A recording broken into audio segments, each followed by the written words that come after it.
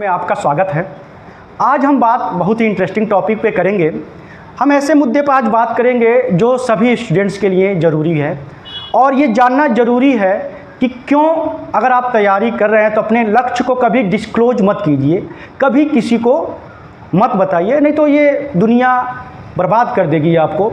ये सच है। कभी भी आप अपने लक्ष्य को किसी को मत बताइए, ना पड़ोसियों को, ना नज़दीक के रिश्तेदारों को, ये कभी नहीं बताना चाहिए। इस बात को मैं एक जगह बहुत बचपन में ही पढ़ा था कि इसके क्या क्या नुकसान हो सकते हैं अपने लक्ष्य को डिस्क्लोज करने से और क्या क्या समस्याएं आ सकती है। आइए थोड़ा इसको समझते हैं।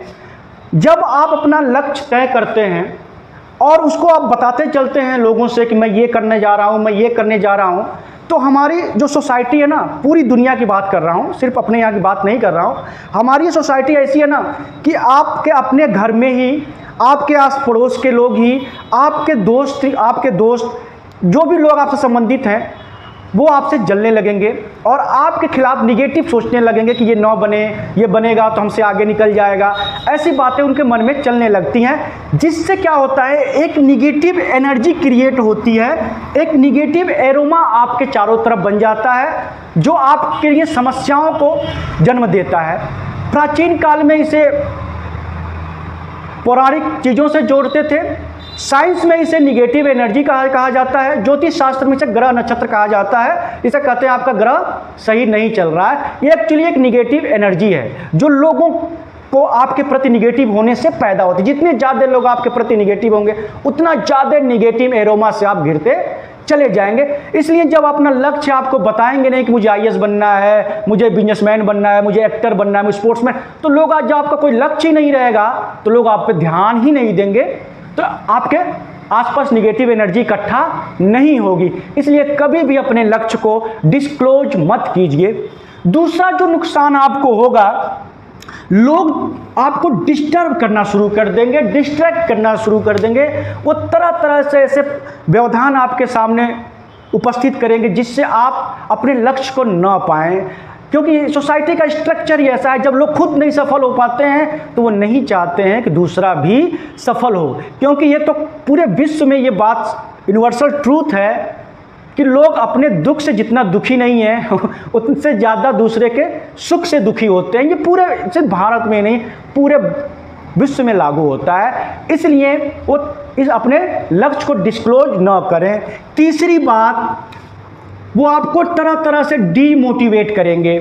जैसे आपने कहा मुझे आईएएस बनना है, पीसीएस बनना है, अब लोग लग जाएंगे, मेरे एक पड़ोसी करता था, बूढ़ा हो गया, नहीं सिलेक्शन हुआ, वो करता था, ऐसे हो गया, क्या फ़ायदा, ये वो, ऐसी ऐसी बातें करेंगे कि आपके हाथ पांव सूज जाएंगे, आप डीमोटिवेट हो जाएंगे और तैयारी करना भी छोड़ सकते हैं।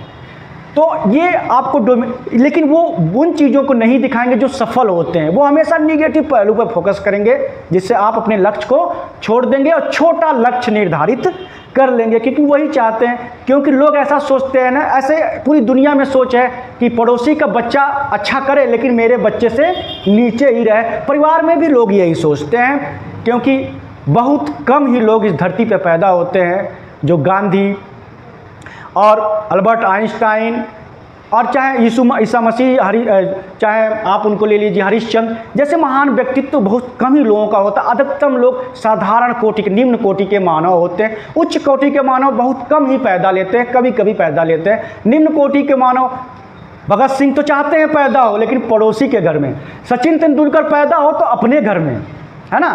तो ये निम्न कोटि के मानवों की सोच है।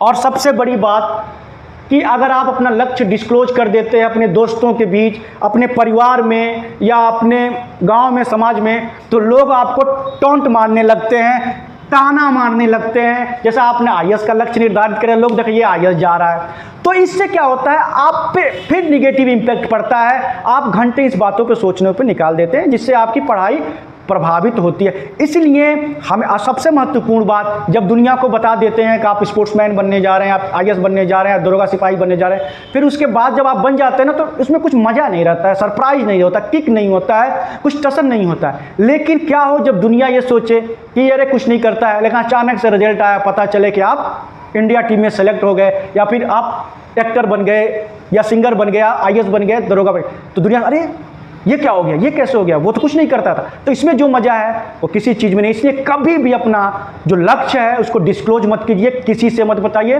Have a great day, thank you, और मेरा चैनल सब्सक्राइब जरूर कीजिए।